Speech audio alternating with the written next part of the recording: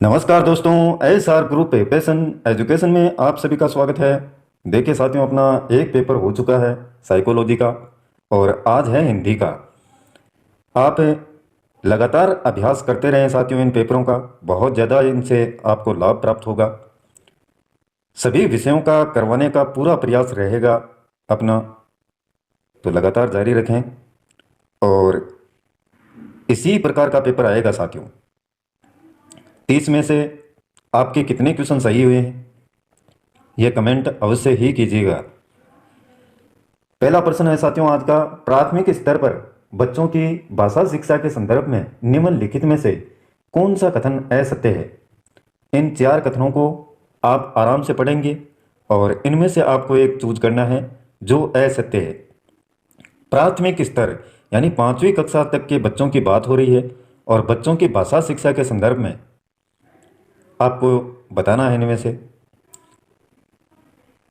अगला क्वेश्चन है, एक समावेशी कक्षा में भाषा शिक्षण की समस्या है। ये 4 ऑप्शन रहेंगे इसमें। देखिए आराम से प्रश्न को देखिएगा साथियों, प्यूज कीजिएगा वीडियो को, रोक करके फिर पढ़ें इनको। एक समावेशी कक्षा में भाषा शिक्षण की समस्या है। उपयुक्त भाषा परिवेश का निर्माण न होना, उपयुक्त पाठ्य सामग्री का अभाव, विद्यार्थियों की योग्यताओं में भिन्नता होना, विद्यार्थियों में असमान रुचि का होना। यह आपका 32वां प्रश्न। क्रम यही आएगा जिनके भाषा फर्स्ट रहेगी हिंदी। कक्षा में कुछ बच्चे गलत वर्तनी का प्रयोग करते हुए लिखते हैं, आप क्या करेंगे। इसे एक सहज और स्वाभाविक या स्वाभाविक प्रक्रिया मानते हुए कक्षा में प्रिंट समृद्ध का निर्माण करेंगे। शब्दों को 10-10 बार सही तरीके से लिखने के लिए कहेंगे। बच्चों को उनकी त्रुटियों का एहसास कराएंगे। गलत वर्तनी वाले शब्दों पर लाल स्याही से घेरा या क्रॉस लगाएंगे। तो ये प्रश्न है साथियों, अपने जो शिक्षण विधियां हैं उनसे संबंधित प्रश्न हैं ये।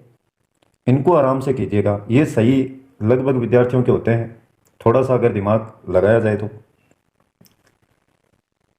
अगला है, बच्चों के भाषा विकास की क्रमिक प्रगति का रिकॉर्ड रखने में कौन सा सर्वाधिक सहायक है।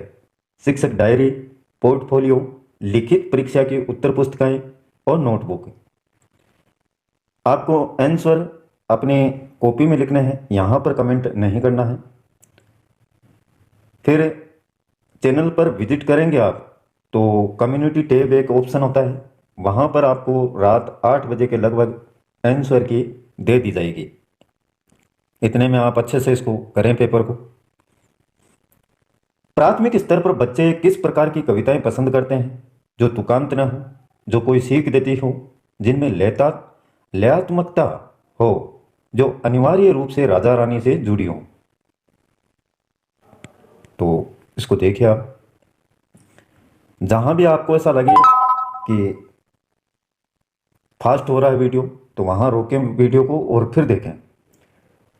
प्राथमिक स्तर पर बहुसांस्कृतिक पृष्ठभूमि वाली कक्षा में बच्चे लक्ष्य भाषा के परिवेश में भाषा अर्जित करते हुए लक्ष्य भाषा की अपनी भाषा से तुलना करते हैं। धीमे धीमे भाषा के रचनात्मक प्रयोग का अभ्यास करने लगते हैं, जो शुद्ध अशुद्ध रूप में पहचानते हैं, व्याकरणिक नियमों की शुद्धता को परखते हैं। थोड़े से टफ लगते हैं लेकिन आएंगे यही इसी प्रकार के प्रश्न। निम्नलिखित में से कौन सा स्वर भक्ति उच्चारण दोष का उदाहरण है। अमृत को अमृत कहना, क्षत्रिय को क्षत्रिय कहना, ब्रजेंद्र को बढ़ाकर ब्रजेंद्र कहना, स्नान को स्नान कहना। तो देखिए स्वर भक्ति उच्चारण दोष का उदाहरण कौन सा है इनमें से। अगला, हिंदी भाषा शिक्षण के समय उपागम की दिशा होनी चाहिए अध्यापक केंद्रित, बाल केंद्रित, विद्यालय केंद्रित या पाठ्यक्रम केंद्रित। हिंदी भाषा शिक्षण के समय हिंदी विषय के मूल्यांकन के लिए निबंधात्मक प्रश्न पत्ती की आवश्यकता का मुख्य कारण है कि ये 4 ऑप्शन हैं।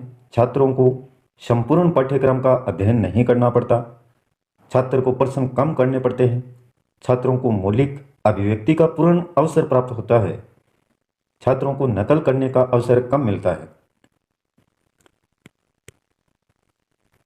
40वां प्रश्न यह रहेगा साथियों, निम्नलिखित में से कौन सा मौखिक अभिव्यक्ति का महत्व है।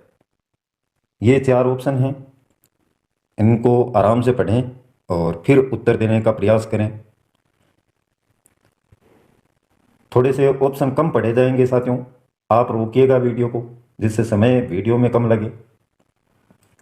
शिक्षण सहायक सामग्री का या के लाभ हैं, ये 4 ऑप्शन हैं, इनमें से देखिएगा। ग्राह्यत्मक कौशलों में शामिल हैं सुनना बोलना, बोलना लिखना, सुनना पढ़ना, पढ़ना लिखना।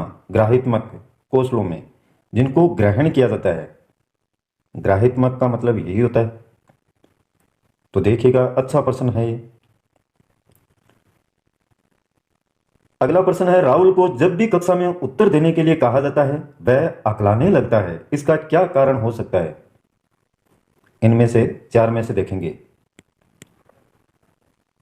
अगला प्रश्न है, राधिका अक्सर लड़का को लका, कमाई होने लगी को कमाई होगी, लिखना जैसी गलतियां कर बैठती है।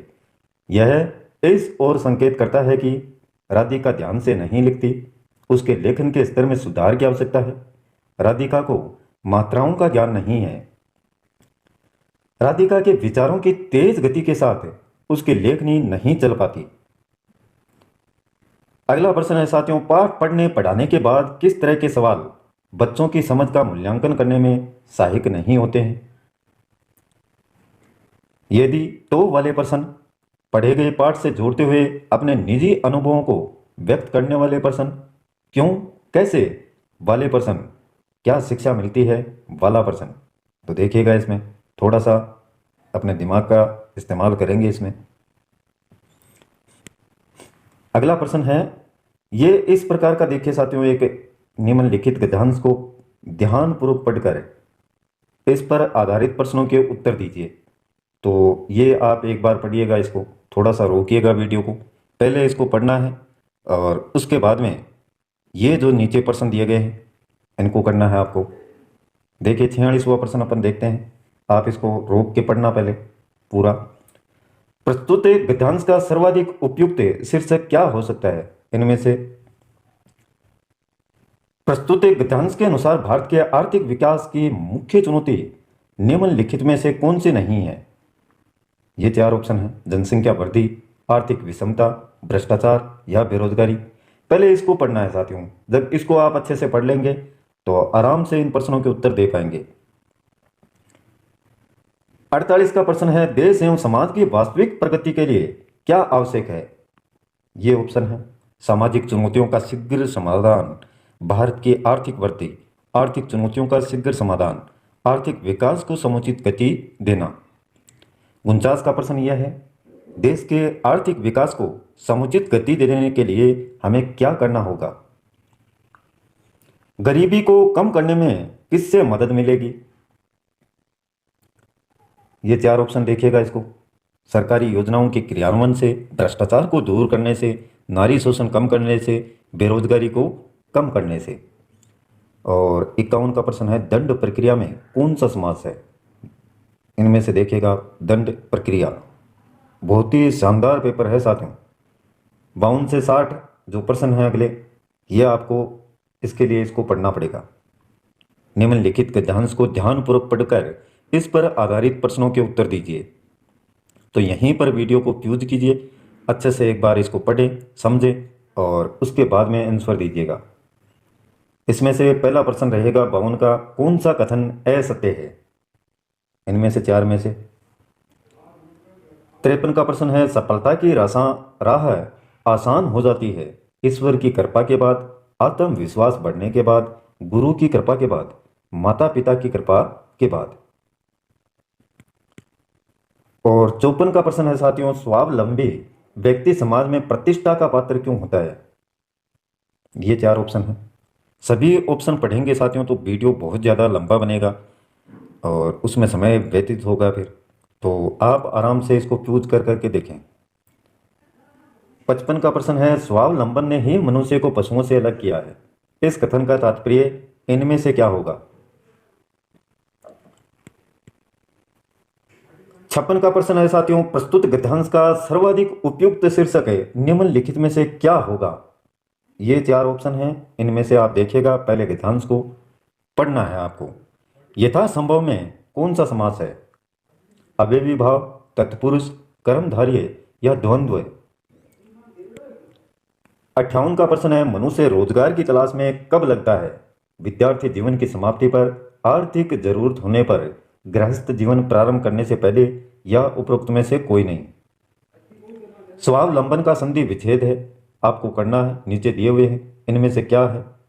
सु प्लस अवलंबन, सव प्लस अवलंबन, स्व प्लस वलंबन, सुवी प्लस आलंबन। और अंतिम प्रश्न साथियों आज के पेपर का, परावलंबी किस आनंद से सदा वंचित रहता है? ये 4 ऑप्शन है। थोड़ा सा समय दीजिएगा, पेपर को अच्छे से करें साथियों। अभ्यास ही आपको जीत की तरफ बढ़ाएगा। जितना ज़्यादा अभ्यास होगा उतने ही आप जीत के नज़दीक पहुंचेंगे। तो ये पेपर लगातार करते रहें, जो जो आपके सब्जेक्ट हैं उसी अनुसार। आज के लिए बस इतना ही साथियों। वीडियो पसंद आए तो लाइक कीजिएगा। कल फिर मिलते हैं एक नए वीडियो नए टॉपिक के साथ में। तब तक के लिए जय हिंद जय भारत।